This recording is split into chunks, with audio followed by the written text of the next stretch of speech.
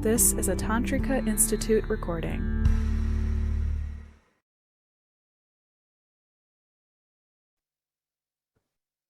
But now I want to take a moment to just talk about this teaching that hopefully is interesting and engaging for you guys as well. We in the first part of the song, we were talking about sort of living in the world, that sort of issues. And I do want to take a moment to talk about the nature of reality, which to some can seem abstract or philosophical, but as I've argued elsewhere and will continue to argue, if you actually undergo the paradigm shift in which your perception of the nature of reality shifts, it does affect everything. It affects everything about living in the world. It affects everything about your moment-to-moment experience. It changes the way you experience even the most mundane things, you know? So in that sense, it's incredibly relevant to everyday life. So as you guys know, in non-dual Shaiva Tantra, the view of reality is what we call a consciousness-only view that philosophers call idealism, right? Monistic idealism. There's only one thing, and it's consciousness. That's what monistic idealism means. There's only one thing, and it's consciousness. So it's a consciousness-only view, is another way to put it, right? So some people want to debate the question of, is there a universe outside of or separate from consciousness? And in this tradition, we say, that's a big waste of mental energy to debate that, because it's literally unknowable. It's absolutely unknowable. Is there a universe outside the one that we consciously experience? What we know is that everything we experience is internal to consciousness, okay? So yes, it's technically possible, for example, that this is something like the Matrix, right? That we're all just brains in vats being fed stimuli. And if you're fed the stimuli in a very, very, very sophisticated manner, it's going to look exactly like this, what you're seeing around you, right? But we're not interested in that speculation because it's insoluble, right? You just can't get there from here. What we have is first-person experience, right? And in first-person experience, everything is internal to consciousness. And you can't get outside of consciousness, right? So if you apply what's called Occam's razor, the simplest explanation is the best, unless other factors intervene and show it not to be. According to that principle of Occam's razor, there is only consciousness. That's the simplest explanation for what we directly experience. There is only consciousness, okay? Now, in this spiritual tradition, right, they came up with, you could call it theistic monistic idealism, meaning to say, it's all, there is only consciousness, and the consciousness belongs to one being. There is only one being. Not a whole bunch of different beings, but one being. Why would they make that supposition? Well, of course, it's based on spiritual experience. It's based on mystical experience. It's based on the experience that many of us have had of there being one being, of everything being a being, right? That you could call God if you want. However, it's also philosophically a way of explaining why experience is so well coordinated, like it's amazingly well coordinated. I could say, hand me that thing or throw me that ball, even more complicated, and boom, there it is. And we can coordinate our experience. And we it can be the case that we're having slightly different experiences of what we call, objective reality. There is no objective reality because literally nobody experiences it exactly the same. And if there is only consciousness and nobody experiences the world exactly the same, then there literally is no objective reality, right? There's not one thing that we're experiencing differently. There's just experience. There's literally just experience. There's just consciousness, okay? So we imagine, like, if, let's say 2 or 3 people, 4 people, whatever, get together and discuss an event in the past. Here's what I think happened. Here's what I think happened. Here's what I think happened. People imagine that there's something that really happened, the objective reality, and then there's 4 different opinions about it. But we're saying here, no, there is no objective reality. There's just the experiences. There's just the 4 experiences, if we're talking about 4 people, right? There's just the 4 vantage points that consciousness has.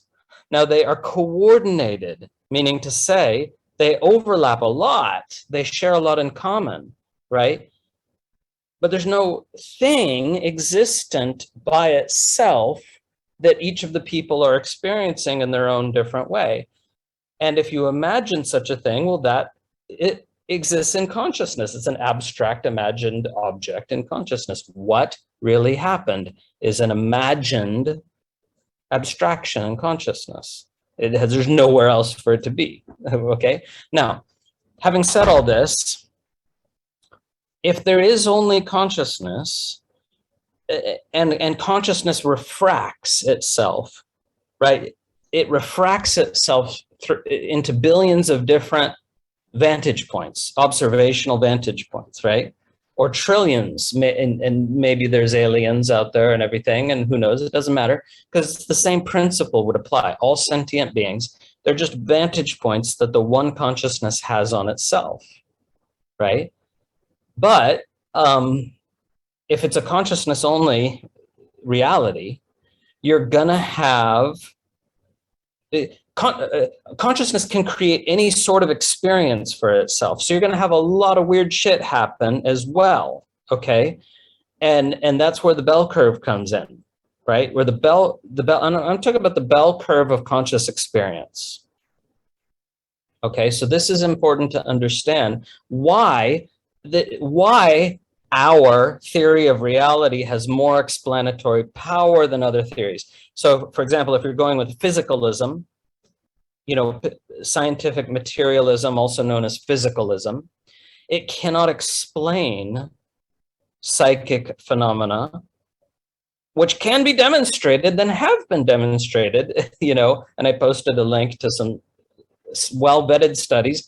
It can sometimes be demonstrated, right? Psi phenomena, not all the things people imagine, but some of them can be demonstrated, right?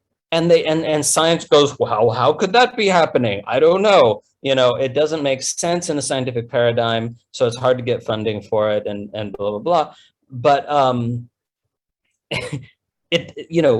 weird shit does happen that doesn't make sense in the scientific paradigm, but makes perfect sense in the consciousness only paradigm, because consciousness can generate any kind of experience for itself. But certain experiences are going to be very, very rare. Okay, so this is where we come to the bell curve, and it's a simple matter of, just to show you a bell curve. You all know what it looks like, I hope. But so the bell curve, but you know what it looks like, but you don't necessarily understand it, right? What this means is most people are having the sorts of experiences they can talk about together, and they're mutually intelligible. People are mutually intelligible. They can understand each other because they're having very, very, very similar and perhaps even the same sorts of experiences, largely the same, right? Now, a bell curve has tail ends, right? And what are these tail ends? In this model, they are really fucking weird experiences, okay, that are actually normal in a consciousness only view, but they're still rare, right? And so if, let's say we want to differentiate these two tail ends, I would propose we do so on the basis of affect, meaning to say at this tail end, I don't know if you can see my cursor, but at one tail end is really weird and unusual experiences that are perceived by the person having them as being profoundly positive, like mystical union with the universe, or, you know, the vision of the divine, or being exalted in some way, you know, or visiting a heavenly realm, you know, the list goes on, and also things that you might never even have heard of that do happen. And they happen sober, they happen with psychedelics, they happen in all kinds of ways, you know. They can happen out of the blue, they can happen in certain special circumstances. And then on this other tail end, we have really fucking weird experiences that are unpleasant to the person having them, you know. So just as an easy example, we could say paranoid schizophrenia, you know. Is by and large, it's not an enjoyable state to be in, but it's not dissimilar to the other tail end in terms of how different it is, right?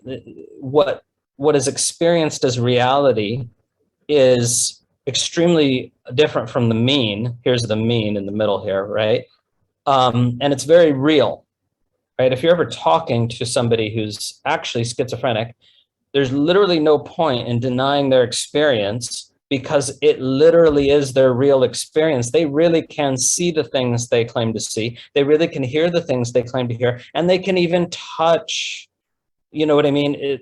What we call hallucinations can be solid and three-dimensional and solid, the thing that you interact with, you know what I mean?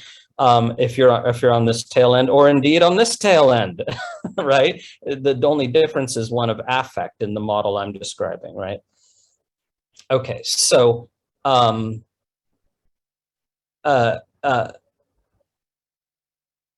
if you're in the middle, you have all of your experiences are shared in common with almost all other people in this range, you know.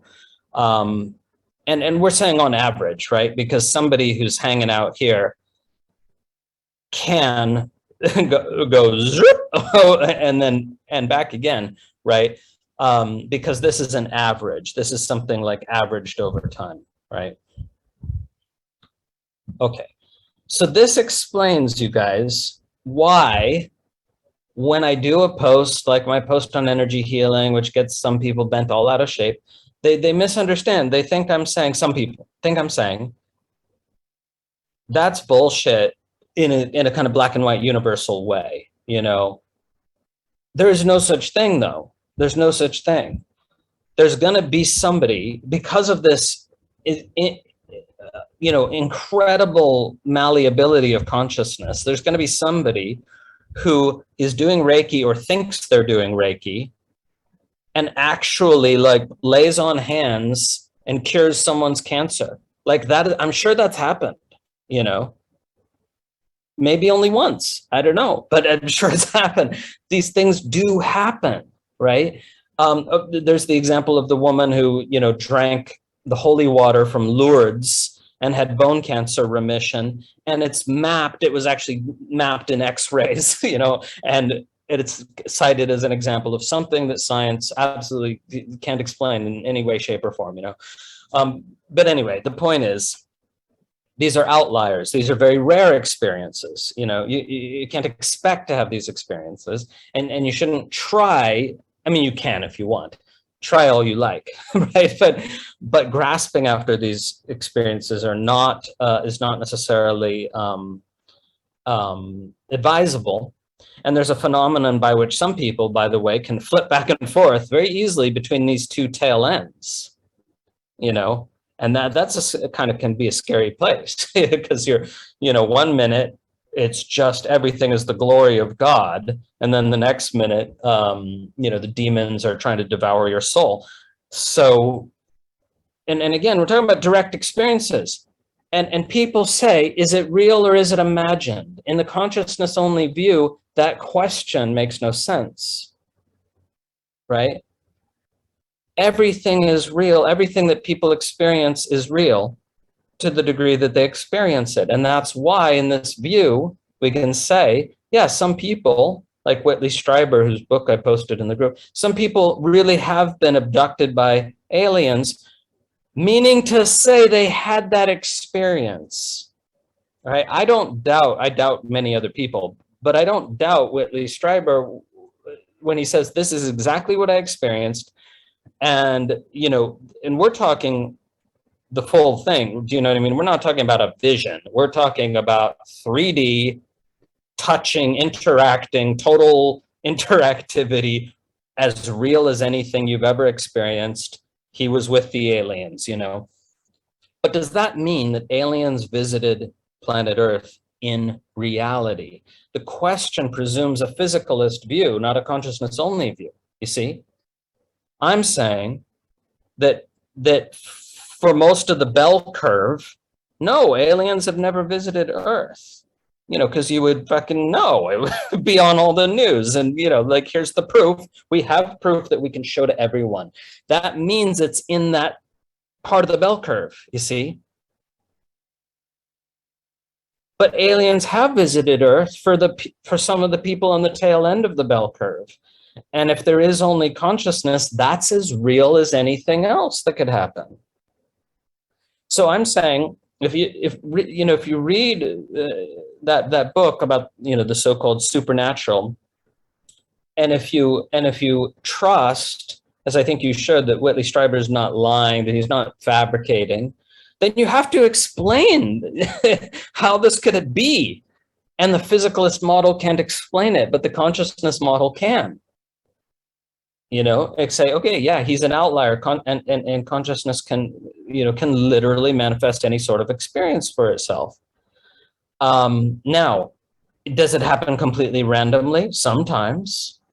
Whitley Strieber didn't sign up for alien abduction. He didn't put that down in his vision board, right? It just happened. But it can happen intentionally as well, right?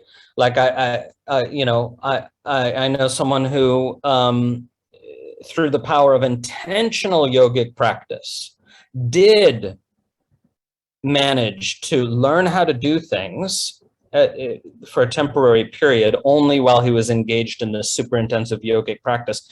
He could literally leave his body and enter other bodies, parakaya vesha in Sanskrit, something talked about in all the tantras, by the way, and he did it, and on one occasion he bilocated, meaning to say he produced two bodies for himself. That he didn't do on purpose. That was like a really weird thing that happened for him, where he had two bodies and he verified it, meaning to say, he was able to verify with with his girlfriend that he was really there in the second body. Anyway, the point is, really unbelievably, fascinatingly weird shit can happen, and it can happen spontaneously, or it can happen as a result of focused practice. So the person I'm talking about at that time was doing 8 to 10 hours a day of focused practice, which is dangerous for some people. It can cause a psychotic break for some people. So we don't recommend it in general. And he was able to, solidify his experience of the central channel and work with Kundalini as something as every bit as real as electromagnetic energy is to any scientist, right? He was able to access that version of reality. He was able to become an outlier on this bell curve of conscious experience, and have cool experiences that many of us, I'm sure, would like to have, like the time he's making love with his girlfriend and switched bodies. He got to be her physically, every sensation. He got to feel what it's like to be a woman having sex, that sounds really interesting, but we don't all get to have these experiences. And again, if you're fascinated by weird experiences, just know that there are always, there's a caveat emptor, there's warning labels here, right? Because the more intensively you practice, if your psyche destabilizes, you can go beyond selfhood and experience infinity and oneness with the universe, or you can also have a psychotic break that takes months to recover from. That's not necessarily the end of the world, but I'd prefer if you avoid that, right? Okay, so does that make sense then? But the argument then is that a blog post like the one I made it's an attempt at being socially responsible or kind of mitigating harm, because I'm talking about what's true on average. I'm saying on average, energy healing isn't doing a damn thing that having a friend, sit with you and love you up wouldn't do for you, on average, and so it's weird to have an industry where we give weird names to things that happen naturally and spontaneously when human beings just come together and connect and support each other, But yes, there are the outliers, and their evidence is going to get lost in the average. Do you see what I mean? When you average the evidence, those outliers, they disappear, even if some really extraordinary things are happening, right? But you can't count on those things happening, right? Now, but if you enjoy gambling, that's fine. Meaning to say, gambling is like, I'm just going to go to this energy healer and see what happens. There's a 1 in a million chance it could really profoundly alter my physical and mental health, in a sustainable or permanent way. Right. And so as far as I'm concerned, when you pay money for that, it's like gambling. It's like playing the lottery. There's a 1 in a million chance something true. Now, of course, it's different if you have a personal connection and you have, reason to believe that person might be a little bit more of an outlier. Okay, and then the last thing to mention here, and just go back to the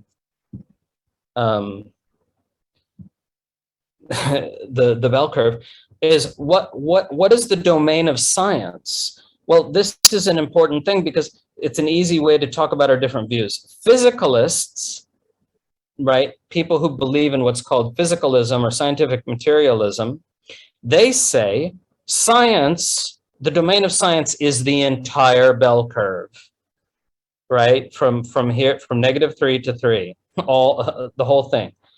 And we in the consciousness only view say, no, science is going to be able to describe the majority of reality, because the majority of reality is highly patterned. Where do we draw the line? Where science can describe, let's just imagine, it's everything between -2 and 2. 95%. Science is reliable for 95%. Let's say it's that. Maybe it's more, right? Maybe it's actually 98%. I don't know. But in the consciousness only view, it can't be 100%, right? Because consciousness can manifest experiences for itself that don't correspond to the laws of physics as we know it. But the laws of physics as we know them are super important because they're not governing, they're describing the pattern of existence. They're describing the pattern of reality, which means the pattern by which consciousness manifests itself. Because I'm not saying, again, there's no objective reality here, but consciousness manifests itself in a patterned way. And that's what science tries to study, tries to analyze, and it does a great job. And people these days have lost faith in, some people have lost faith in science, lost faith in scientific institutions, just because science is to some degree co-opted by corporate, moneyed interests, blah, blah, blah. But trust me, I know a lot of scientists. The vast majority of people who get into science get into it out of curiosity, out of love of truth. They want to figure stuff out. That's why they become scientists. They're fascinated by the mystery of the world. Now, a lot of those people then sell their souls, to the devil being Monsanto or whoever, you know what I mean? Fucking DuPont, what a horrible, don't get me started. But anyway, DuPont is just as bad as Monsanto. And they some of those people do that. They do that. They lose their dreams or their vision of that is driving them to search for truth, and they just want to be able to put their ungrateful kid through college or whatever it is, so they can do the thing for DuPont or Monsanto, right? But there's a huge number of scientists who really care about trying to figure stuff out and do the best they can. And oftentimes studies are retracted because we didn't do a good enough job. We got to do it better. But the answer to bad science is better science. It doesn't mean that the scientific method is wrong or flawed. It's not. It's really, really, really sound. It's just that people don't always adhere to it. People don't always adhere to the scientific method very well because of greed or because of sloppiness and laziness and depression and all kinds of reasons. But the method is super, super sound, And lastly, to finish this rant, because it is important, some people think, science is bought and paid for by the corporate interests. It's bought and paid for, and no new voice can get in there. Absolutely not true, right? And I'll here's evidence. Now I forget the dude's name. Right, this dude was a surfer in Hawaii, and he was living out of his van. Okay, well, I'll remember his name, but he was living out of his van. And he's a brilliant mind. He did an undergrad degree in physics, and then he figured about a bunch more physics just on his own, living out of his van. And then he submitted papers to peer-reviewed scientific journals. He had no institutional affiliation. He had no history in the field. He had no credentials, And they said, well, this looks like real physics. This paper he submitted, and they circulated it to respected physicists. That's what you do with peer review. That's what peer review is. Check this out, you guys. And they're like, fuck, that's hardcore. That's really good. This is really interesting what he's doing here. And they published it, right? Because that's how science is supposed to work, and it does work. I'm not saying it works that way in every field, right? But anyone can submit a paper, and if it passes peer review, it gets published. And I'm not saying it's an ideal system that always works. So it's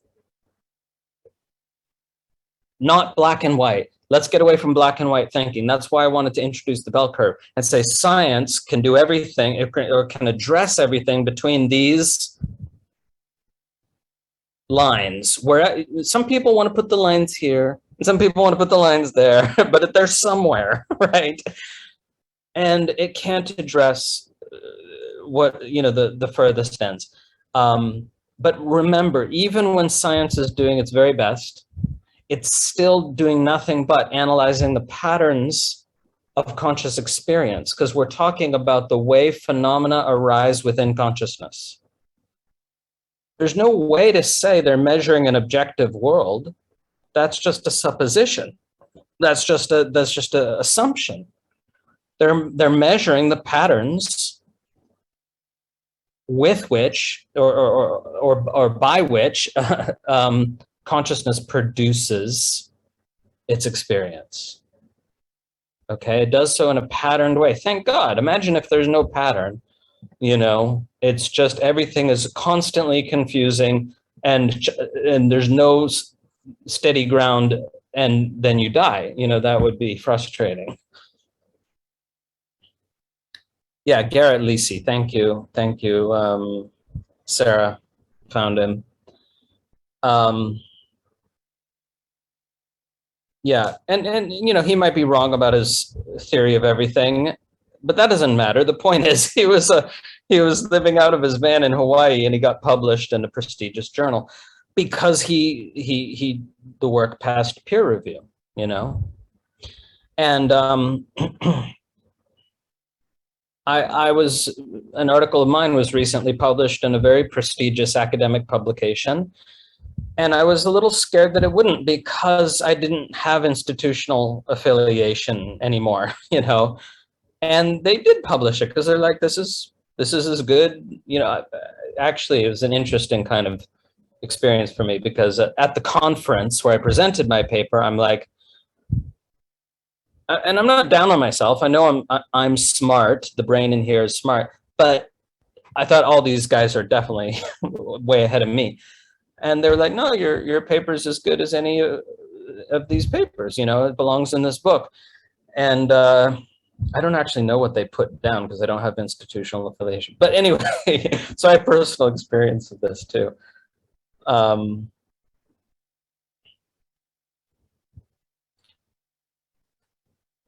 Okay, so any questions on that? And we can,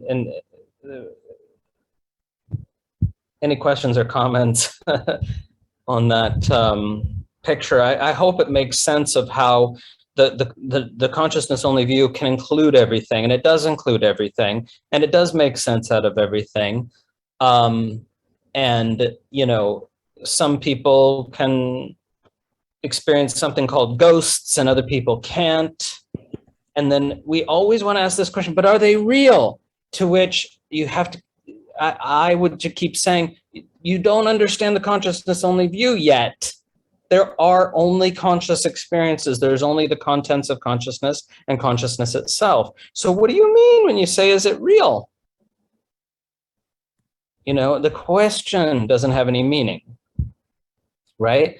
Now, if you ask a more specific question, like, okay, I experienced what seemed like the ghost of my grandfather, but reincarnation theory says my grandfather is now a baby toddling around somewhere else. So how does that work? To which we say reincarnation theory is just a thought, and ghosts is just a thought. All we know is what you experienced. Is it really your grandfather? The question is meaningless. It's not answerable, right? You experienced what you experienced. Some of you have had this, right? Where your grandfather or someone else, you feel their presence all of a sudden. And I'm not just talking about, oh, I remember him. You feel him there and you smell him. And you're like, holy shit. What is that? That's consciousness having that experience. Is your grandfather still an independent agent who decided, I'm going to visit my granddaughter or whoever, we can't answer that question. I think there's good reasons to say probably not, but we can't answer it. So there is only consciousness, and consciousness doesn't have a beginning and it doesn't have an end. And that's why you don't need to be afraid of death, because there is no death. Consciousness cannot end. Death is just something that we say about experiences we have of other people. They died, but consciousness can't die. It can't end. So from a first person perspective, there's no such thing as death.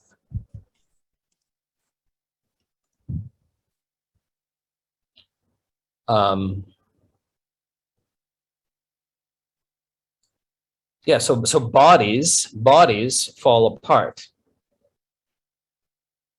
So in that sense, of course, death is real. But we're talking about that's not what people are afraid of. When they contemplate their own death, they're afraid of something that they find very, very hard to define, right?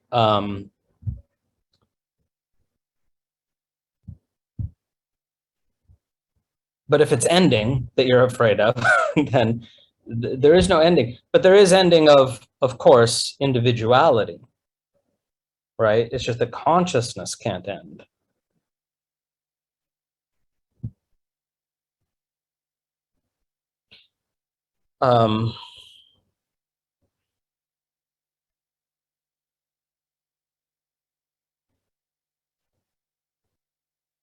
Yeah. So Sarah says there's other models we could invoke. I bet I'm invoking a bell curve model because I think it seems to fit what we observe, meaning to say a large number of people have experiences that are mutually intelligible. Some of that is due to shared cultural conditioning, of course, but there's more mutual intelligibility than we would account for purely on the basis of cultural conditioning, right?